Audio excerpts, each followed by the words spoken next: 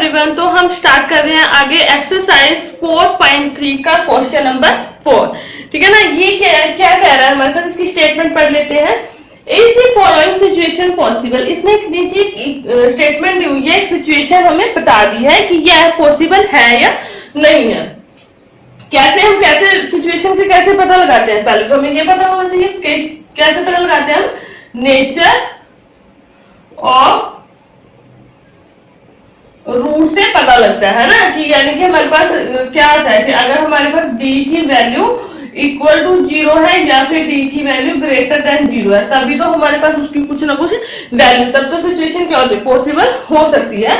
लेकिन अगर डी की वैल्यू हमारे पास लेस देन 0 तो हमारी यहाँ पे सिचुएशन क्रिएट नहीं होगी, हमारे पास कोई सोल्यूशन यहाँ पे नहीं आएगा। ठीक है ना, इससे हमें पता लगता है। हमें ये निकालना है यहाँ पे, अगर ये हमारे पास आ जाता है तो हम इसको आगे करेंगे, है ना।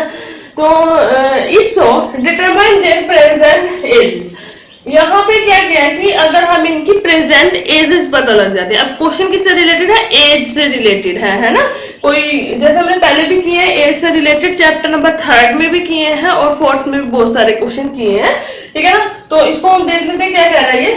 The sum of ages of two friends is 20 years। अब इसने क्या कहा है कि दो फ्रेंड्स हैं जिनकी एज का अगर हम सम कर दे तो वो किसके इक्वल आता है, 20 के। तो कहने का मीनिंग क्या है कि अगर हमारे पास एक की एज x है तो दूसरे की क्या होगी। इसने क्या कहा है कि अगर हम इन दोनों की, एक की x है दूसरे की जो भी होगी वो इसमें ऐड करें। हमें नहीं पता था कितनी है, एक की हमने माननी है, एक की x है दूसरे की भी हमें नहीं पता, तो दोनों की एज कितनी हो जाएगी, 20 हो जाएगी। तो दूसरे की कितनी लेके चलेंगे हम यहाँ पे, 20 माइनस x, यही लेके चलेंगे हम। तो अब हमारे पास ये हमने पहले भी किया हुआ है ना, कैसे निकालते हैं कि अगर दोनों का सम 20 है तो दूसरे का क्या हो जाएगा, x 20 माइनस x हो जाएगा। तो हम पहले इसी को मान लेंगे, लेट दी एजेस ऑफ, इकट्ठा ही लिख लेते हैं ना, टू फ्रेंड्स। तो एजेस कितनी है, एक की तो कितनी है x ईयर्स और दूसरे की कितनी दी हुई है हमारे पास 20 दी नहीं हुई, दी हमें किसी की भी नहीं, मैंने एक रिलेशन पुट करके बताया है ना, कि अगर एक की हमारे पास दोनों का सम यानी कि दोनों की एज का सम कितना है हमारे पास 20 ईयर है। अब हमें नहीं पता तो हमने एक की x सेलेक्ट किया तो दूसरे की कितनी होगी 20 माइनस x ईयर्स। ठीक है ना, ये हमारे पास हो जाएगी। अब इसने आगे क्या कहा है,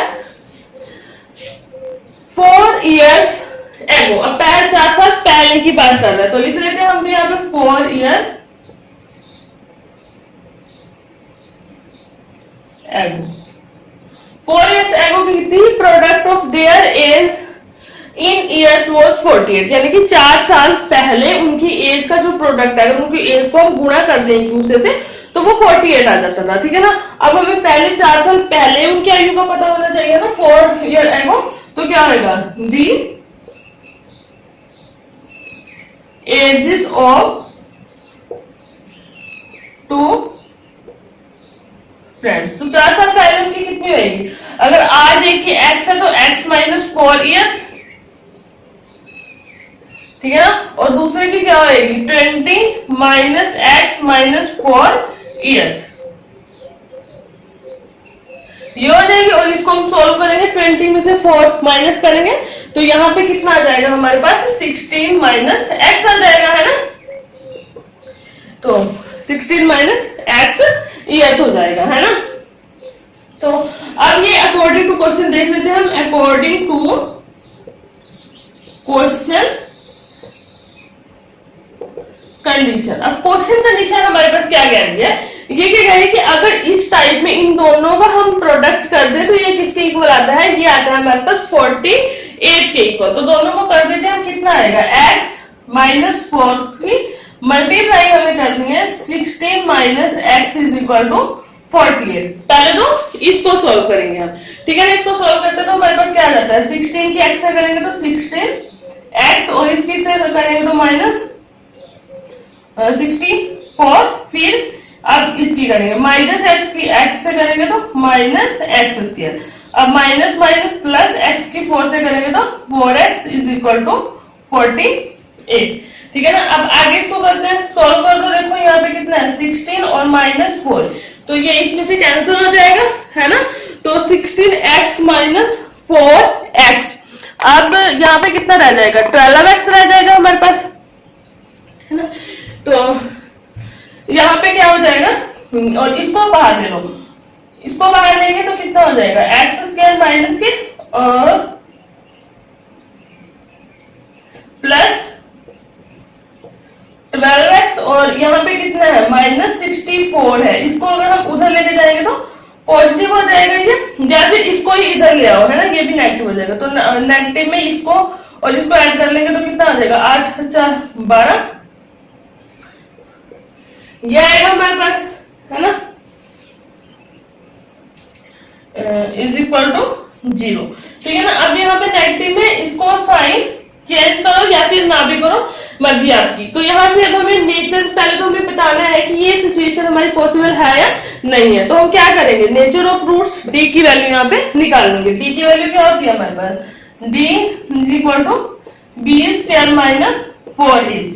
तो इसको निकालोगे यहाँ से, डी की वैल्यू कितनी आती है, बी स्क्वायर, यानी कि ये रहा हमारे पास बी स्क्वायर, 12 का स्क्वायर माइनस 4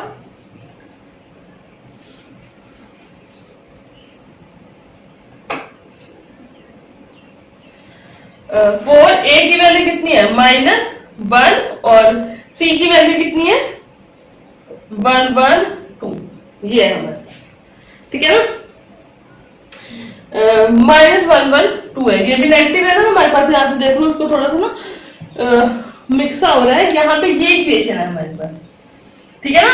यहाँ पे a की वैल्यू ये है, यहाँ पे a की वैल्यू ये है, b की वैल्यू +12, ये b की वैल्यू है हमारे पास यहाँ से यहाँ तक, और ये c की वैल्यू हमारे पास, सॉरी ये हमारे पास टोटल c की वैल्यू है ना।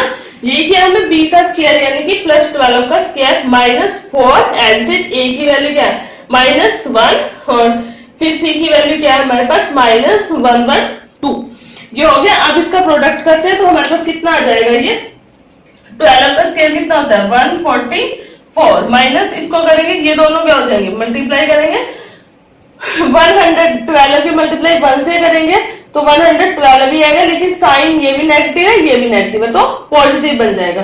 तो ये नेगेटिव और पॉजिटिव और नेगेटिव नेगेटिव ही आएगा। अब 4 की मल्टीप्लाई 1 1 2 से करेंगे तो कितना आ जाएगा 4 4 8, यही आएगा ना। अब यहां से यानी कि देखो आंसर हमारे पास नेगेटिव में ही आएगा। इसको सॉल्व करते हैं तो कितना होएगा,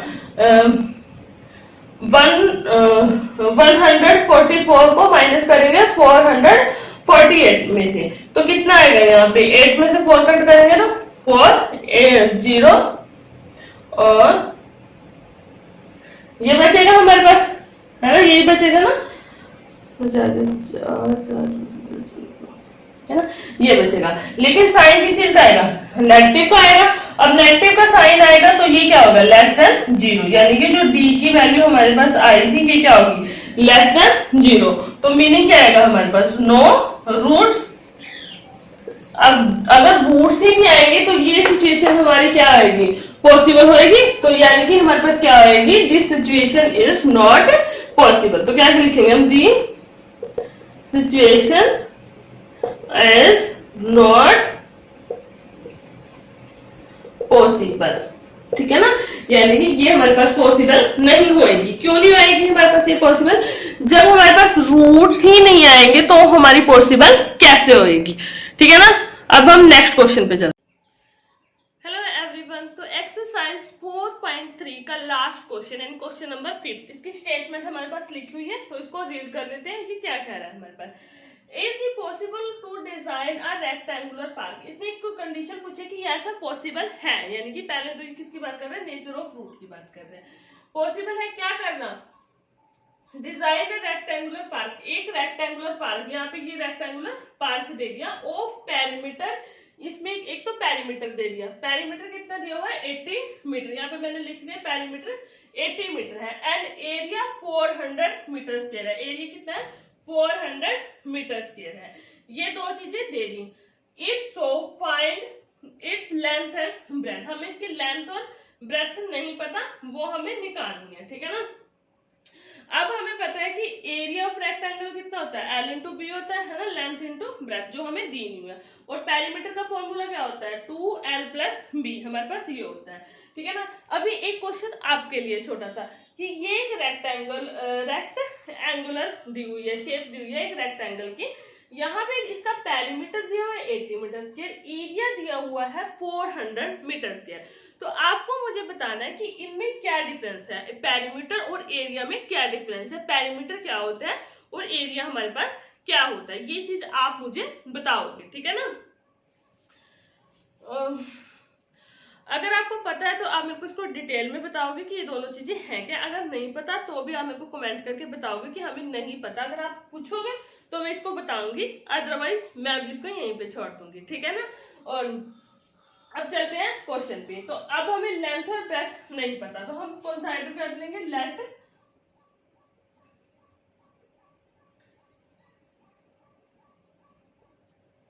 हमने एक्स कंसीडर कर लिया, ठीक है ना। और लेंथ हमारे पास,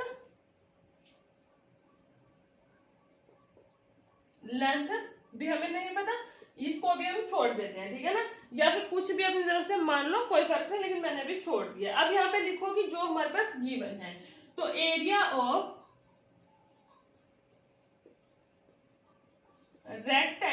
रेक्टेंगुलर पार्क कितना दिया हुआ है हमारे पास, 400 मीटर स्क्वायर दिया हुआ है। लेकिन वैसे कितना होता है एरिया, एल इंटू बी, ये इसका फॉर्मूला यही है ना एरिया ऑफ रेक्टेंगुलर का, तो एल इंटू बी किसके इक्वल होना चाहिए, 400 मीटर स्क्वायर के इक्वल होना चाहिए।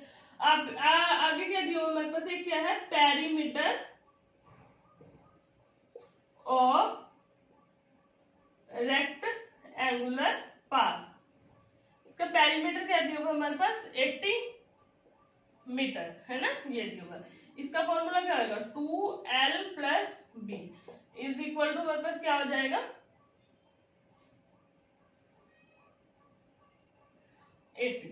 अब देखो ये तो कैंसिल हो गया है ना। अब यहाँ पे l प्लस बी कितना आ गया, 40 मीटर आ गया। अब देखो हमने क्या किया था, यानी कि ये हमारे पास 40 मीटर, आप चाहो तो इसको l और b की फॉर्म में भी कर सकते हो। यहाँ पे x लिखने की हमें जरूरत नहीं, ये चीज लिखने की जरूरत नहीं है, एल और बी की फॉर्म में ये क्वेश्चन चलता रहेगा, वैसे भी कर सकते हैं। अगर आपको आदत ही पड़ चुकी है कि एक्स की फॉर्म में करना है, तो आप यहाँ पे इसकी ब्रेथ को एक्स सेलेक्ट कर लो। तो यहाँ पे क्या लिखोगे, L is equal to 40 minus B हो जाएगा यहाँ पे, है ना, लेंथ इसकी ये आ जाएगी। अब हमने क्या किया हुआ था, जो ब्रेथ थी उसको हमने क्या कंसीडर किया हुआ था, एक्स कंसीडर किया हुआ था। तो हमारे पास ये कितनी हो जाएगी, एक्स, है ना, यहाँ से। तो यानी कि यहाँ पे लेंथ हमारी कितनी आ जाएगी, 40 माइनस एक्स, इसकी लेंथ आ जाएगी यहाँ से, है ना। अब इसको हम करते हैं आगे, ये होगी हमारी लेंथ और ब्रेथ। अब यहाँ पे जो एरिया है, यहाँ पे हम इसको पुट करेंगे, ठीक है ना। इस चीज को हम कहाँ पुट करेंगे, चाहे आप इसको इक्वेशन नंबर 1 का नाम दे दो, है ना। तो put the value of, put the value of L and B in equation 1। Equation 1 में वहां पुट करेंगे, तो पुट करते हैं हमारे पास क्या आता है वो देख लेते हैं।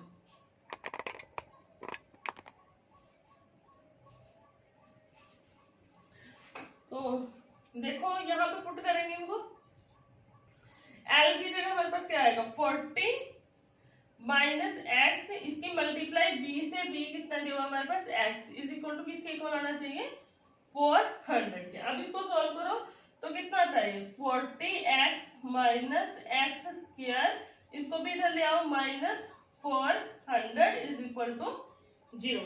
अब इसको सॉल्व करेंगे तो हमारे पास क्या हो जाएगा, ये x square minus 40x plus में 400 इज इक्वल टू 0। यानी कि आप क्या किया, मैंने यहाँ पे सिर्फ इनके साइन चेंज किया है।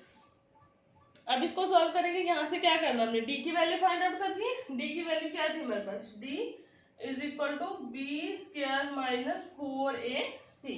तो ये यहाँ पे करके देख लेते हैं।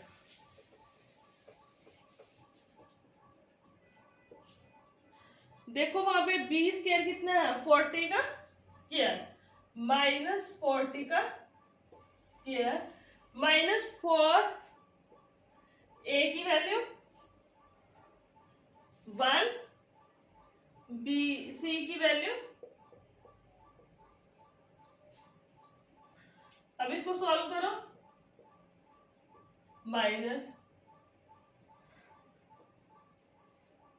तो यानी कि d की वैल्यू हमारे पास कितनी आ रही है, d की वैल्यू थी, यानी कि हमारे पास d की वैल्यू कितनी आ रही है 0। तो हमारे पास क्या आएगी इसके 2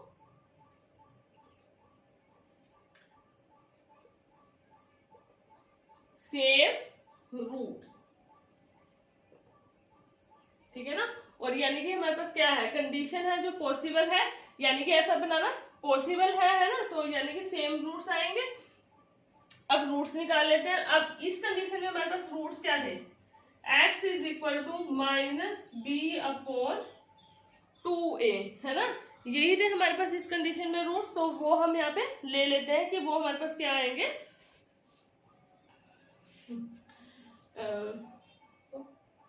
x की वैल्यू -b कितना है -40 और अपॉन में 2 a कितना है 1, तो कितना आ गया ये 40/2 आ गया, ये कैंसिल हो गया, यानी कि 20 मीटर। तो यहाँ पे x की वैल्यू कितनी आ गई हमारे पास 20 मीटर। हमारे पास दोनों वैल्यू कितनी आई 20 मीटर आएंगी, यानी कि अब हमारे पास x अगर 20 मीटर आया तो हमारे पास क्या हो जाएगा, यहाँ से देखो कि जो हमारी ये विड्थ है ना, यानी कि x की वैल्यू कितनी है 20 मीटर है, तो ये कितना आएगा 20 मीटर, और लेंथ कितनी हो जाएगी 40 - 20, ये भी कितनी आ जाएगी 20 मीटर ही आ जाएगी, है ना। तो लेंथ और ब्रेथ अब हमारी निकल गया। ये हो गया हमारा क्वेश्चन नंबर 5, और इसी के साथ हमारी ये एक्सरसाइज भी कंप्लीट और ये चैप्टर भी कंप्लीट। अब हम नेक्स्ट वीडियो में नेक्स्ट चैप्टर स्टार्ट करेंगे, चैप्टर नंबर 5